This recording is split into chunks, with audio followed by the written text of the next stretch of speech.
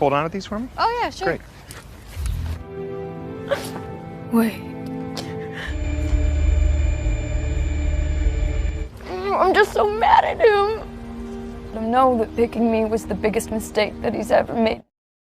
Halo para saudara-saudari sebangsa dan setanah air, apa kabar? Ketemu lagi kita di channel hiburan Ruang Sekilas Film, Ruang Selfie, konten YouTube yang akan menceritakan kembali jalan cerita film yang baru saja saya tonton. Saya berharap teman-teman bisa terhibur dengan menonton konten ini.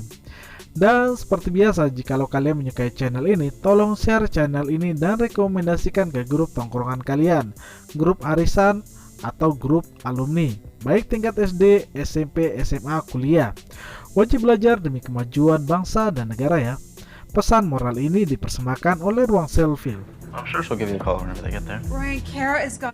Pada episode konten Ruang Selfie kali ini, saya akan mereview jalan cerita sebuah film yang konon katanya terinspirasi dari kejadian yang benar-benar terjadi.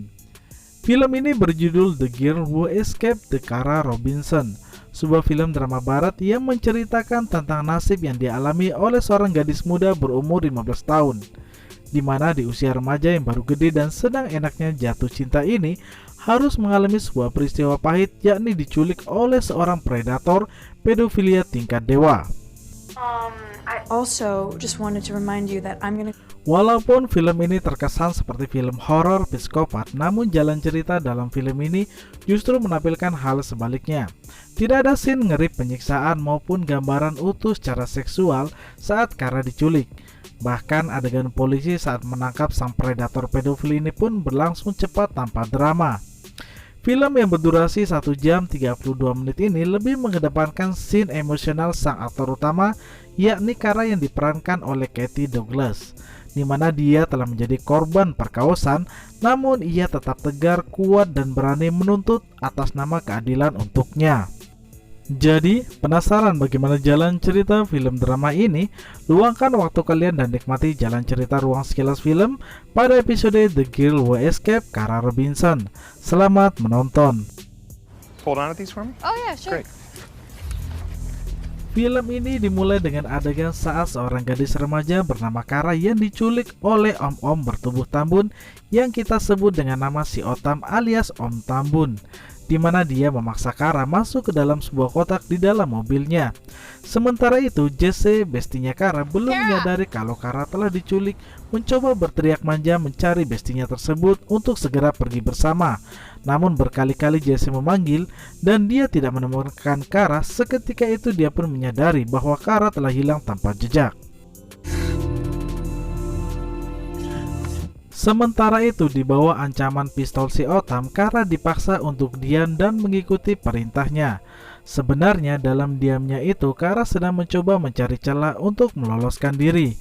Namun dia sadar kesempatan yang dia miliki tipis, bahkan bisa berakhir tewas tertembak kalau dia gagal melarikan diri. Adegan berpindah saat Jesse menelpon ibunya Kara yang bernama Nyonya Debra. Sambil menangis, Jesse mengatakan bahwa anaknya telah hilang beberapa saat yang lalu. Mendengar hal ini, Nyonya Debra pun mencoba untuk tidak panik sambil berharap bahwa hilangnya Kara hanyalah sebuah prank ala-ala ulang tahun yang biasanya di akhir drama akan ada ucapan "Sunrise, Mommy." Bukan, maksudnya "Surprise, Mommy." Maka dari itu, dia pun kemudian mencoba menghubungi Ryan, pacar Kara. Namun dia pun juga tidak mengetahui keberadaan Kara. Intinya sih, mereka akhirnya menyadari bahwa Kara telah menghilang tanpa jejak. Adegan berganti saat Kara sampai di rumah si Otam. Di bawah ancamannya, Kara dipaksa untuk mengikuti kemauan si Otam ini, di mana Kara diminta untuk menjawab soal ujian semester yang akan diujiankan dengan berhadiah sebuah kompor gas. Bukan.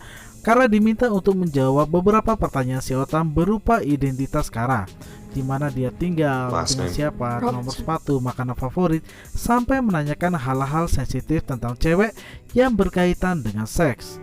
Kara yang masih berumur 15 tahun ini menjawab polos semua pertanyaan si Otam ini.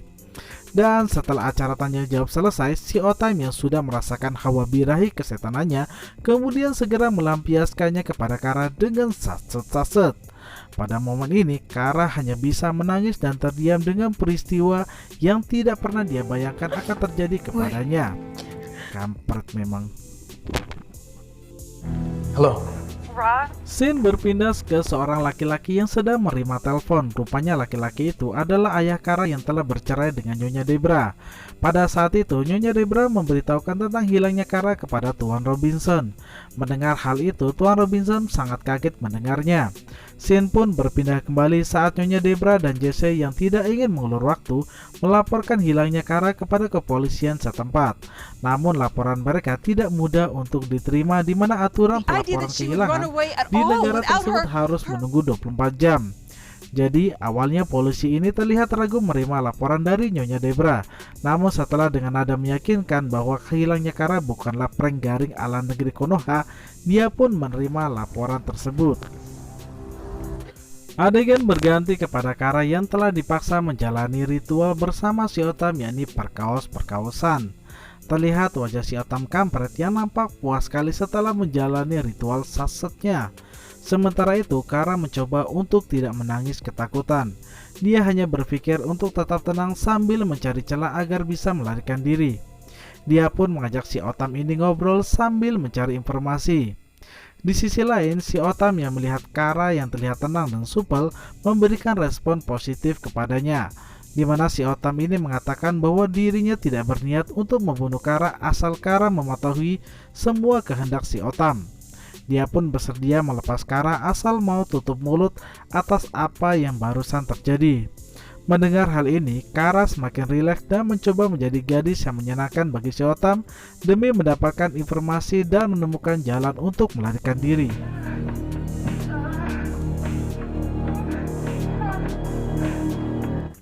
Adegan berganti saat Kara meminta izin ke kamar mandi, di mana pada saat itu Kara berharap bisa pergi ke kamar mandi sendiri, membuka jendela kamar mandi dan kabur.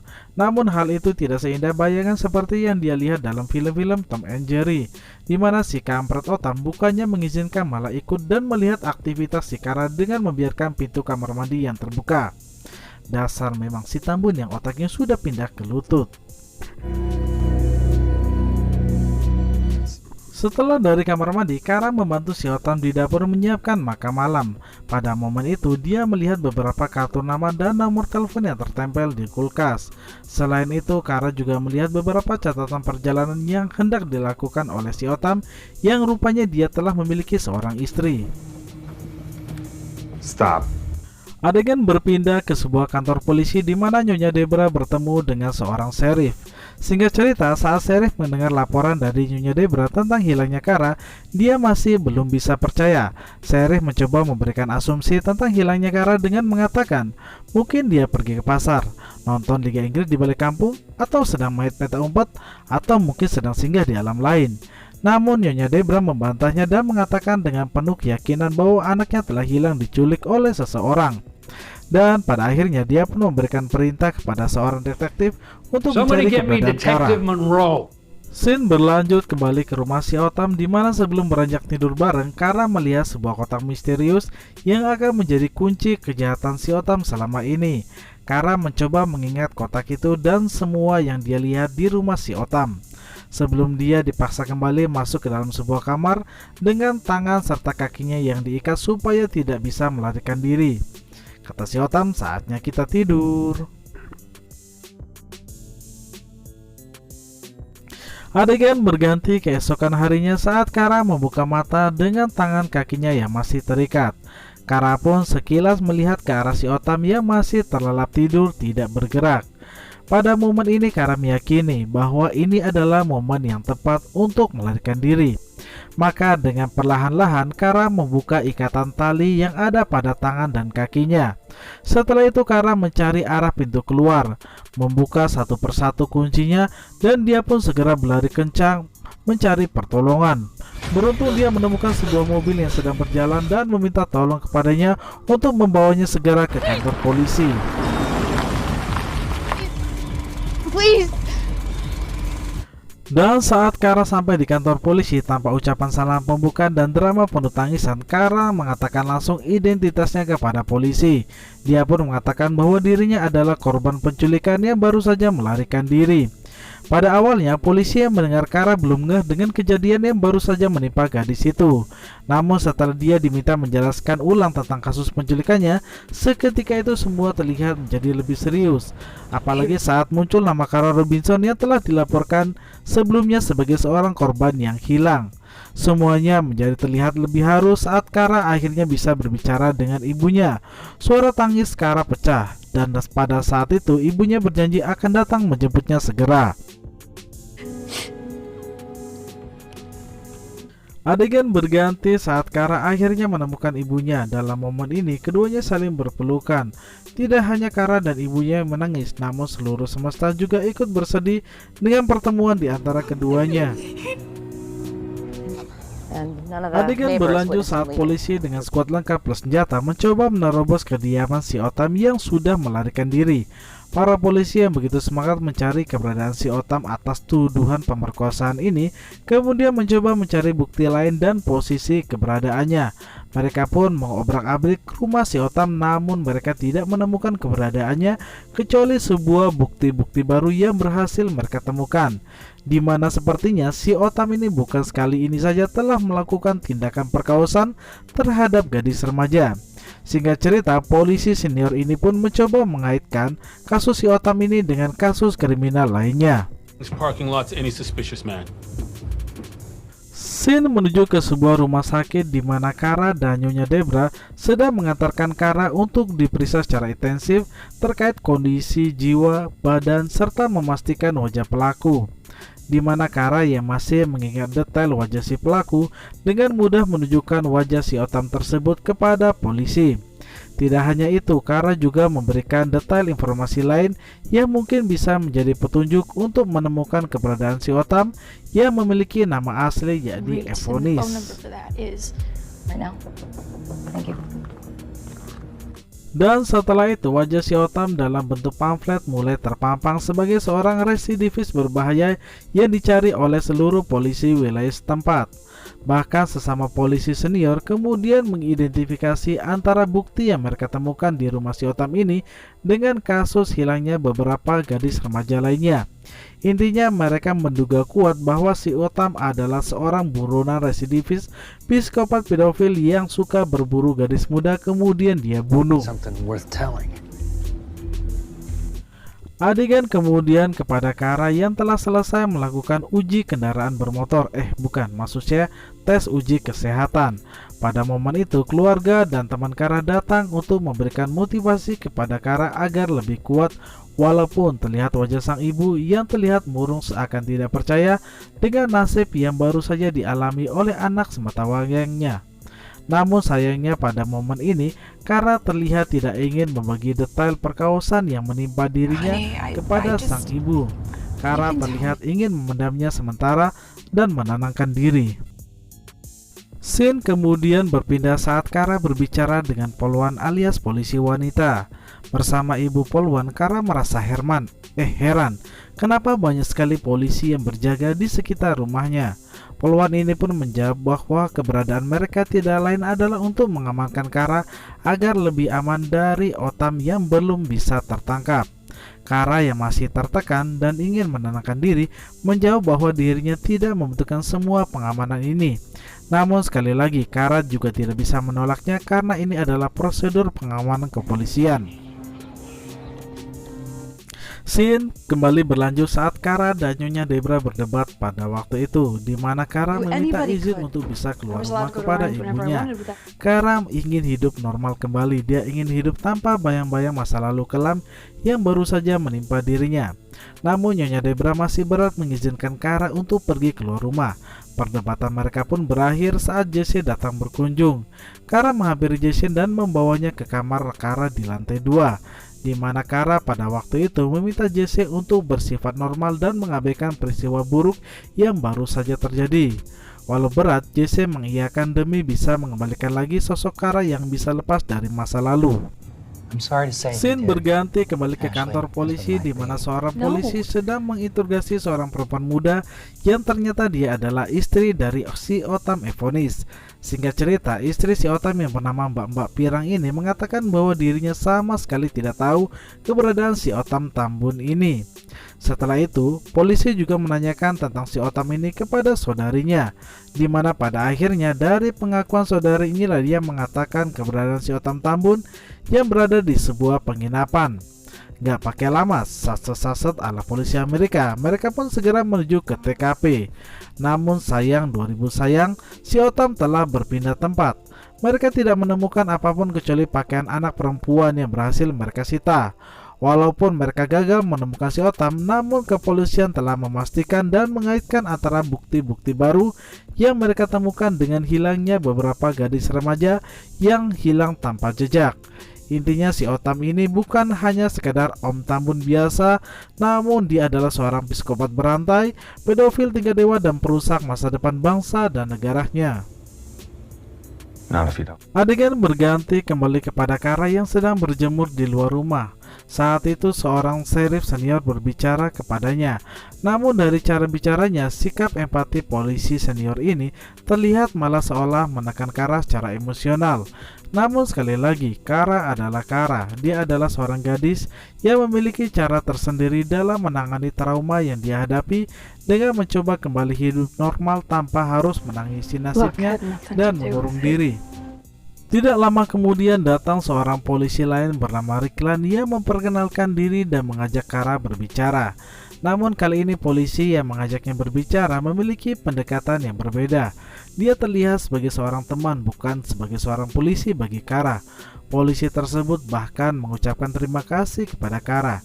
Dia merasa apa yang telah Kara lakukan dengan kabur dan memberitahukan semua dosa si Otam ini membuka kasus lama yang tidak pernah selesai. Kata Riklan, Kara adalah sosok pahlawan baginya. I can do for you. And if you wouldn't mind, I'd love. Sheriff? Setelah berbicara dengan Kara, polisi ini kemudian mendapat telepon dari anak buahnya yang mengatakan bahwa mereka berhasil menemukan si Otam di sebuah gang sempit bernama Gang Buntu Kehidupan. Semua polisi bergerak untuk menangkap penjahat kelamin kelas kakap ini. Richland? Yeah, we just called. Our guys. Sementara itu, Kara kembali berdebat dengan Nyonya Always do. Debra. We go to the Dia boys' ingin baseball pergi game. bersama Together. Jesse We have menonton a- pertandingan Rian pacarnya. Nyonya Debra yang masih merasa khawatir mencoba melarang Kara. Namun Kara pada akhirnya memutuskan tetap pergi. Kara merasa dirinya ingin hidup kembali normal. Singkat cerita, Kara pun sampai di sebuah lapangan olahraga, tentu saja dengan pengawalan polisi. Pada momen ini, Jesse kembali menguatkan Kara agar bisa percaya diri. Like always. Pada kesempatan ini, Kara menghampiri sang ayang yang bernama Rian. Dibatasi pagar kawat tak berduri, mereka saling berbicara, saling melepas rindu, berbagi nomor HP, alamat Facebook, trending Twitter, sampai menyanyikan lagu Westlife. Intinya keduanya saling memotivasi agar bisa lebih baik lagi.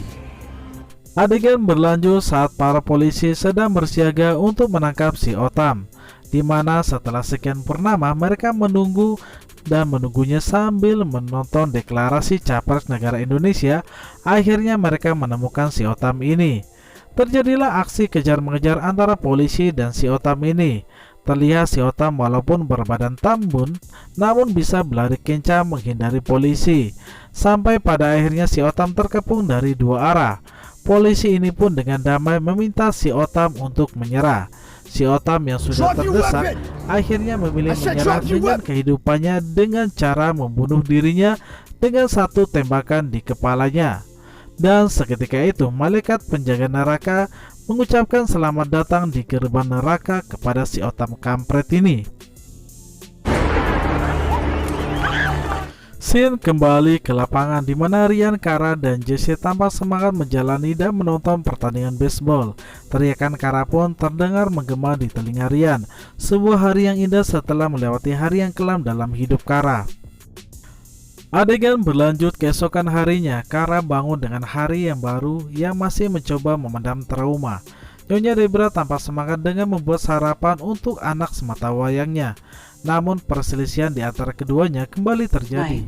Kara terlihat sangat kecewa saat ibunya memberikan informasi tentang si Otam yang hampir saja tertangkap polisi, namun gagal karena dia memilih bunuh diri. Kara yang mendengarkannya sangat kecewa bahkan terlihat marah.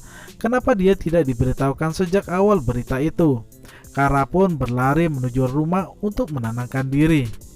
Pada momen ini, Pak Polisi datang menemui Kara. Dia juga meminta maaf dan sangat mengerti apa yang Kara rasakan, di mana Kara mengatakan bahwa dirinya ingin si Otam bisa tertangkap polisi, menyeretnya ke penjara dan membawanya ke pengadilan.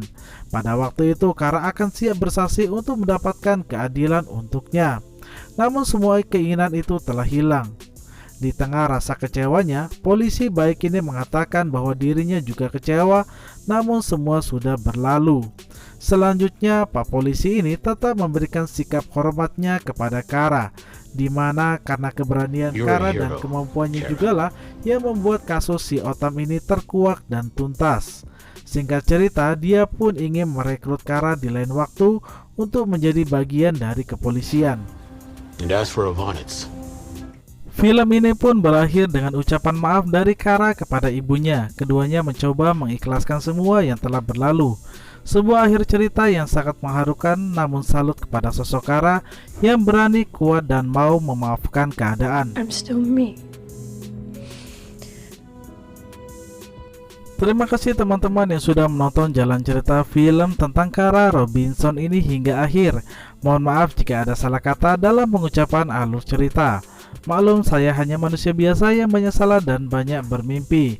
Silakan berikan pendapat kalian di kolom komentar agar episode ke depan bisa lebih baik lagi. Sampai jumpa di episode selanjutnya. Sampai ketemu di ruang sekilas film. Salam sehat dan semangat.